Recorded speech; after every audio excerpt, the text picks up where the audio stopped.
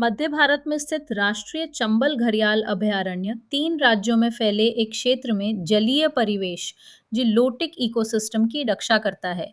इसका अस्तित्व गंभीर रूप से लुप्तप्राय घड़ियाल, लाल मुकुट वाले कछुए और लुप्तप्राय गंगा नदी के डॉल्फिन के लिए महत्वपूर्ण है। ये तीनों प्रजातियां जीवित रहने के लिए रेत पर निर्भर करती हैं, खासकर नदी के रेतीले टीलों और रेतीले किनारों पर। फिर भी संगठित अपराध और राज्य की निष्क्रियता उसी रेत को चुरा रही है।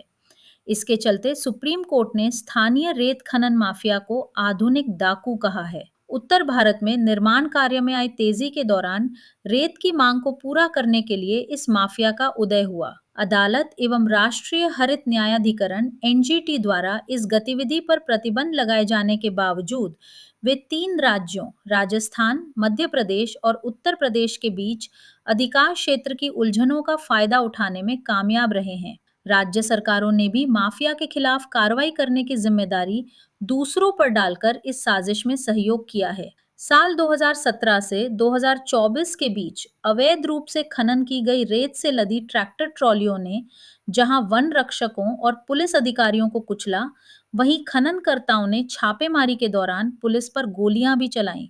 पुलिस के मुताबिक खननकर्ताओं ने मोबाइल ऐप एवं जीपीएस का उपयोग करके गश्ती वाहनों की गतिविधियों पर नजर रखने के लिए स्थानीय ग्रामीणों का भी इस्तेमाल करना शुरू कर दिया है। खबरों से पता चलता है कि 2023 से ग्वालियर चंबल क्षेत्र में खनन गिरोह अर्ध स्वचालित हथियारों का इस्तेमाल कर रहे हैं और अक्सर स्थानीय वन विभागों पर भारी पड़ रहे हैं। खून खराबे को रोकने में विफल रहने से हताश होकर मध्य प्रदेश और राजस्थान ने इस अभयारण्य के भीतर कुछ जिलों में रेत खनन को वैध बनाने की कोशिश की। मध्य प्रदेश ने 2 जिलों में सीमित खनन के लिए प्रस्ताव पेश किए थे, लेकिन एनजीटी के विरोध के चलते उसकी योजनाएं रुक गईं और राज्य ने बाद में उन प्रस्तावों को वापस ले लिया। राजस्थान ने इसी साल मार्च में इसी किस्म का प्रस्ताव रखा था, लेकिन अदालत ने इसे खारिज कर दिया। चंबल की घाटियों में पारंपरिक तरीके से खेती करना मुश्किल है। इसकी वजह से कई युवा अपनी आजीविका के लिए रेत खनन की ओर रुख करने को मजबूर हो जाते हैं। माफिया उन्हें अपने निजी सैनिकों के रूप में भर्ती करता है। नतीजतन वन अधिकारियों को माफिया के खिलाफ कार्रवाई करने पर जनता की नाराजगी का सामना करना पड़ता है।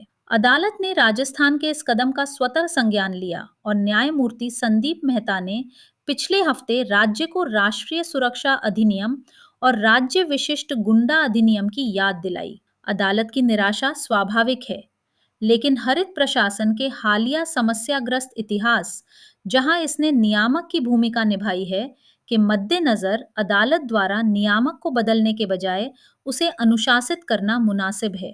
चंबल के हिंसक इतिहास से ये सबक मिलता है कि सिर्फ ताकत के जोर से उस अर्थव्यवस्था पर ढक्कन नहीं लगाया जा सकता जो शिकायतों पर पनपती है। व्यापक स्तर पर की जाने वाली कार्रवाई से स्थानीय असंतोष और गहराएगा और उसी सामाजिक आवरण को मजबूत करेगा जो इन गिरोहों को टिकाए रखता है। स्थायी बदलाव सिर्फ वैध आजीविका को बहाल करने और विश्वसनीय एवं निष्पक्ष प्रवर्तन से ही आएगा।